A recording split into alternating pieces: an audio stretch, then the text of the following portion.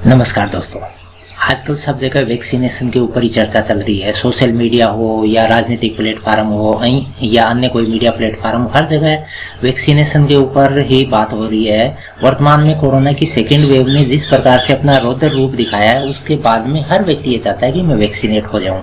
और वैक्सीन की वर्तमान में जो शॉर्टेज आई है, उस शॉर्टेज के कौन कौन से पॉइंट्स हैं उनको हम इस वीडियो में समझेंगे। और आप एक जागरूक नागरिक के रूप में इस सारी चीज़ों को समझ के और लोगों तक इसको पहुंचाने का प्रयास करें। हम चाह रहे थे कि ये लाइव वीडियो करें, लेकिन कुछ तकनीकी खामियों के कारण हम लाइव नहीं कर पा रहे हैं। और आपका कोई सुझाव तो कमेंट बॉक्स में डालें, हम संभव जो भी आंसर होगा आप तक पहुंचाने का प्रयास करेंगे।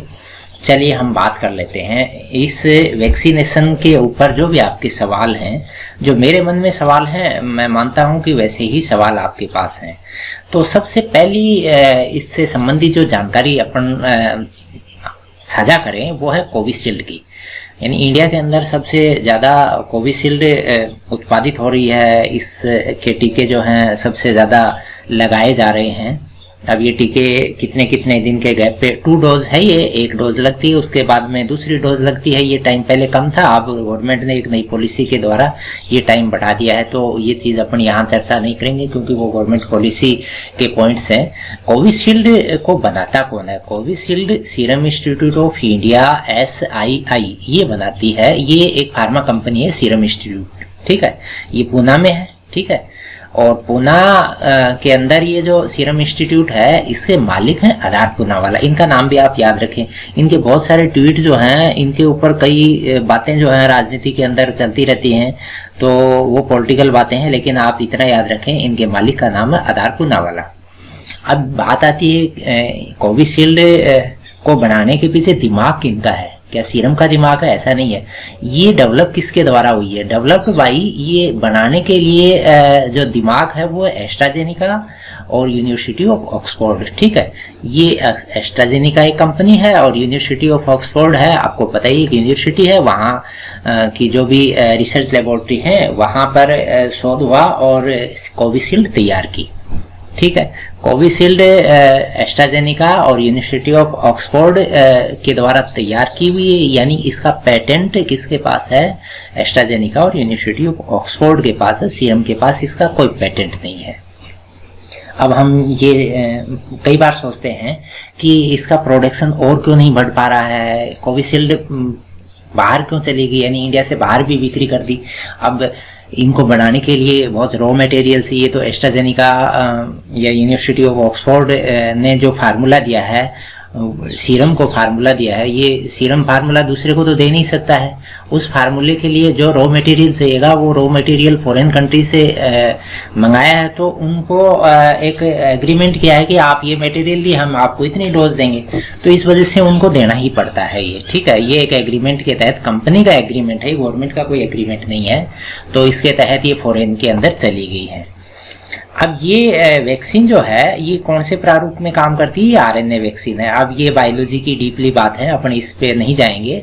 और इसी पैटर्न की है स्पुतनिक, जो रसिया की बनाई हुई वैक्सीन है, स्पुतनिक V।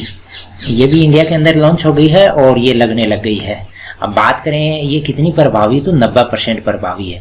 और ये कोई मायना नहीं रखता। हर वैक्सीन जो है 50+ प्रभावी है और सरकारें ये मानती हैं, WHO ये मानता है कि 50+ प्रभावी हर वैक्सीन जो है वो कारगर होती है। 2 डोज में होती है ये। 1 डोज लगने के बाद में दूसरा डोज एक निर्धारित समय के बाद में लगता है।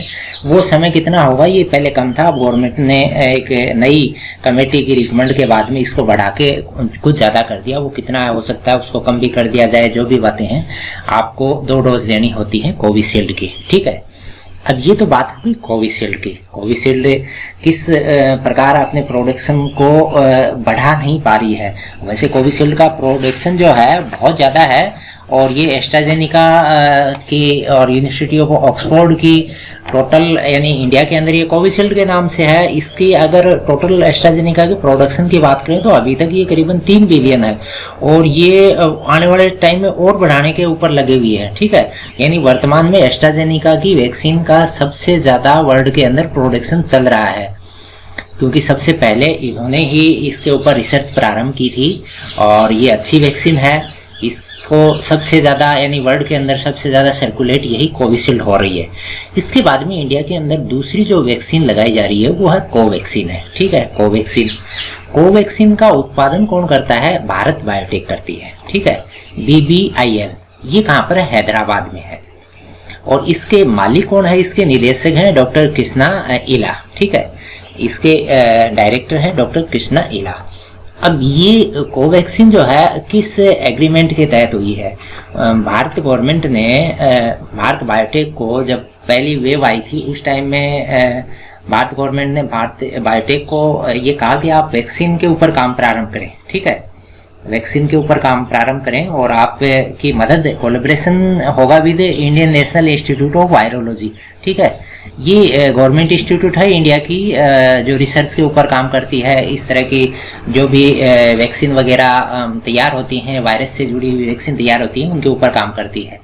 और ये वैक्सीन जितनी भी तैयार होती हैं उनको सर्टिफाई करने के लिए DCGI होता है। ये ध्यान में रखें, आपके ड्रग कंट्रोलर ऑफ इंडिया, ठीक है, drug controller general of India, ये इनको अनुमति देता है। तो हम बात कर रहे थे नेशनल इंस्टीट्यूट ऑफ वायरोलॉजी, यानी इसने भारत बायोटेक के साथ कोलैबोरेशन किया।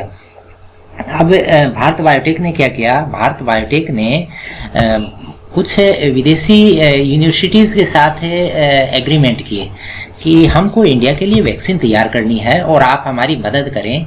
यानी ब्रेन उनका लगा। ब्रेन किनका लगा? ब्रेन लगा Washington university school of medicine का, और US की एक कंपनी है फ्लूजन, ये फार्मा की कंपनी है, और यूनिवर्सिटी ऑफ विस्कॉन्सिन मेडिसिन, ये जो इंस्टीट्यूट है, यानी इसके अंदर वाशिंगटन यूनिवर्सिटी और आपके विस्कॉन्सिन यूनिवर्सिटी, इन दोनों यूनिवर्सिटी की रिसर्च लैब और फ्लूजन कंपनी की जो मदद है, इनकी मदद के द्वारा आपकी कोवैक्सीन भारत बायोटेक की सहायता से प्रोड्यूस होनी लगी, ठीक है। अब इसका पेटेंट किसके पास है? भारत बायोटेक के पास इसका पेटेंट नहीं है, जिन्होंने इसको डेवलप किया है।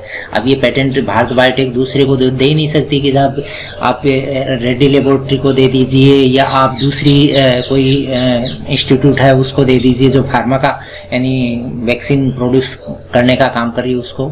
तो ये पेटेंट जो है उनके पास है, और इस वजह से क्या है, इसका प्रोडक्शन जो एक स्पीड के अंदर ही चल रहा है। वैसे इसका प्रोडक्शन भी काफ़ी ज़्यादा है, और इसने इंडिया के अंदर दूसरे नंबर पे सबसे ज़्यादा लगाई जा रही है। और अभी आने वाले समय में इसका कोवैक्सीन का प्रोडक्शन बहुत ज़्यादा और बढ़ाया जाए, इसके ऊपर भी सरकार ने बात करी है। अब ये कैसे तरह की वैक्सीन है, जैसे हमने पहले बताया था, वो आपके RNA वैक्सीन है, और ये जो वैक्सीन है आपके, ये आपके इनएक्टिवेटेड वायरस है, ठीक है।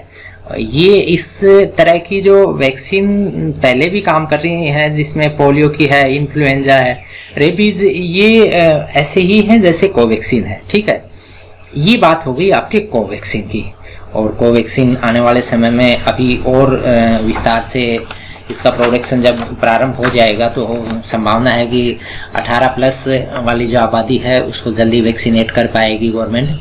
इसके बाद में अगली जो वैक्सीन है जो इंडिया के अंदर अभी लॉन्च हुई है, और लॉन्च क्या अभी लगने भी लग गई है, स्पुतनिक V है, ठीक है, स्पुतनिक V है। और ये इंडिया के अंदर बनाने का काम कौन कर रही है? ये डॉक्टर रेड्डी लेबोरेटरी है, हैदराबाद के अंदर है।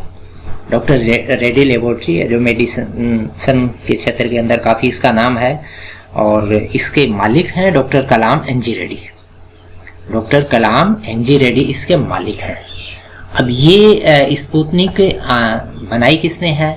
ये स्पुतनिक डेवलप हुई है रसिया की एक रिसर्च इंस्टीट्यूट है, ये है Gamaleya research institute of epidemiology and microbiology in Moscow. इन्होंने इसको तैयार किया है, और पहली जो खेप आई है तो वो वहीं से ही प्रोड्यूस होके आई है, और अभी आगे का जो प्रोडक्शन है वो रेड्डी लेबोरेटरी तैयार करेगी, ठीक है। तो ये स्पुतनिक V की कहानी होगी, ये डबल डोज की है। अभी स्पुतनिक की एक वैक्सीन और अभी इंडिया के अंदर आनी बाकी है। इन्होंने स्पुतनिक कंपनी ने ये ऐलान कर दिया है कि जो दूसरी इसकी वैक्सीन है वो है Sputnik light. Sputnik light single dose vaccine होगी, ये डबल डोज है, वो सिंगल डोज होगी। इसकी रेट जो है इन पहले वालियों से ज़्यादा है, पहले वाली जो भी वैक्सीन है ये गवर्नमेंट फ्री में आपको लगा रही है, चाहे सेंट्रल गवर्नमेंट लगाए या स्टेट गवर्नमेंट लगाए। स्पुतनिक जो वैक्सीन है रसिया के द्वारा तैयार वैक्सीन, ये इंडिया में रेड्डी लेबोरेटरी के द्वारा सभी जगह सर्कुलेट की जाएगी और इसकी जो कीमत है जो भी है 9 से 1000 रुपये जो भी कीमत है, हो सकता है आने वाले टाइम में इसका प्रोडक्शन बढ़ जाएगा तो कीमत घट भी सकती है। तो ये स्पुतनिक जो है उपलब्ध हो जाएगी बाजार में, ये रसिया के द्वारा तैयार करके। और ये ध्यान में रखें, रसिया के राष्ट्रपति व्लादिमीर पुतिन ने सबसे पहले वर्ल्ड के अंदर इसी वैक्सीन को लगवाया था और तब पूरे विश्व ने कहा था कि इन्होंने वैक्सीन जो है इतनी जल्दबाजी में बना ली, इसका कोई नतीजे वगैरह कुछ शो नहीं किए, तो इसके ऊपर प्रश्नवाचक लगाए थे पूरे वर्ल्ड ने। लेकिन अभी यही जो वैक्सीन है, इसी वैक्सीन को सबसे ज़्यादा विश्वसनीय मान रहे हैं, यानी 91% एफिकेसी बता रहे हैं इसकी। और ये आरएनए वैक्सीन है, जैसे कोविशील्ड है ना, उसी टाइप की वैक्सीन है। ये स्पुतनिक की बात होगी, स्पुतनिक वी, और आने वाले समय में स्पुतनिक लाइट। और अब सबसे ज़्यादा बात आ रही है कि थर्ड वेव जो आएगी, थर्ड वेव बच्चों को ज़्यादा इफेक्ट करेगी। तो थर्ड वेव बच्चों को इफेक्ट करेगी तो 18+ वालों के लिए तो बाकी सारी वैक्सीन आ गई, छोटे बच्चों के लिए वैक्सीन के ऊपर काम अभी कितना चला है, इंडिया के अंदर किस गति से आगे बढ़ रहा है, तो ये आप मीडिया के अंदर सुनते भी आ रहे हैं। तो इंडिया के अंदर छोटे बच्चों के लिए फाइजर जो वैक्सीन है उसके ऊपर काम प्रारंभ हो गया, यानी फाइजर को अनुमति दे दी है। ये छोटे बच्चों के ऊपर इसका परीक्षण जो है प्रारंभ करने वाली है फाइजर। और बाकी जगह मॉडर्ना जो है इसने भी छोटे बच्चों के ऊपर ट्रायल प्रारंभ कर दिए हैं। ये बड़ी कंपनियां हैं आपकी फाइजर और मॉडर्ना। फाइजर की वर्तमान के अंदर दूसरे नंबर पे, यानी वर्तमान में एस्ट्राजेनेका की 3 बिलियन खुराकें तैयार हो रही हैं, फाइजर की 1.3, और उसके बाद में स्पुतनिक की 1 बिलियन की बात है। और 2021 की बात करें तो कंप्लीट आगे तक का इन्होंने प्लान बनाया है मॉडर्ना ने, यानी करीबन 600 बिलियन का प्लान बना रखा है मॉडर्ना ने, कि इतनी ज़्यादा डोजेज जो है वो तैयार करके और पूरे वर्ल्ड को यानी इसकी सप्लाई पहुंचाई जाए। तो ये बच्चों की वैक्सीन की बात हो गई। बच्चों की वैक्सीन के लिए कुछ चेंजिंग फार्मूले में चेंजिंग करके और ये कंपनियां जो हैं और ये पहुंचाएंगी। तो साथियों, ये जो वीडियो था इसके अंदर हमने वैक्सीन्स के बारे में एक सामान्य जो जनरल नॉलेज की बातें हैं उनको समझने का प्रयास किया। आपके कुछ सवाल थे, उन सवालों को समझने का प्रयास किया।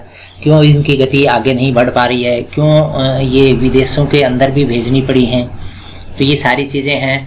हम बहुत बार क्रेडिट लेने का प्रयास करते हैं कि हमने तैयार कर ली, एक्चुअल में इनका पेटेंट इंडिया के पास नहीं है। पेटेंट फॉरेन कंट्रीज की रिसर्च लेबोरेटरी हैं उनके पास हैं, तो लेकिन इंडिया के अंदर तैयार हो रही हैं, ये अच्छी बात है। तो इंडिया जो है वैक्सीन के मामले में जल्द ही आत्मनिर्भर हो, ऐसी भी हम सभी आशा करते हैं कि इंडिया की पॉपुलेशन जो है उसके अकॉर्डिंग इसकी डोजेज तैयार हो जाएं। ये भी सही है कि कंप्लीट डोजेज जो हैं सक्सेसफुल यानी सक्सेस प्रारूप में लग जाएं, ऐसा भी नहीं है, कुछ बर्बाद भी होती हैं। तो ये सभी जगह होती हैं। इंग्लैंड ने जितनी अपनी पॉपुलेशन थी उससे ज़्यादा के ऑर्डर करवा रखे हैं। बहुत सारे कंट्रीज़ ने अपनी पॉपुलेशन से 2-3 गुना ज़्यादा ऑर्डर करवा रखे हैं। तो ये चीज़ हमारे गवर्नमेंट के लिए भी लागू होती है।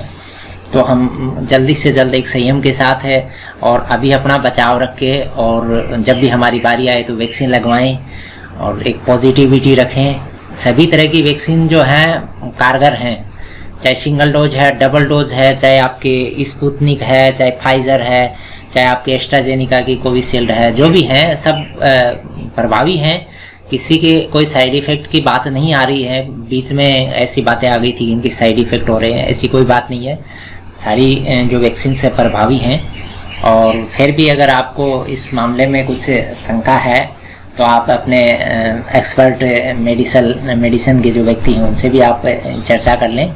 हमने इस वीडियो के माध्यम से इन बेसिक बातों को आप तक पहुंचाने का प्रयास किया, और कोई भी आपका कमेंट है तो आप ज़रूर डालें। धन्यवाद। जय हिंद।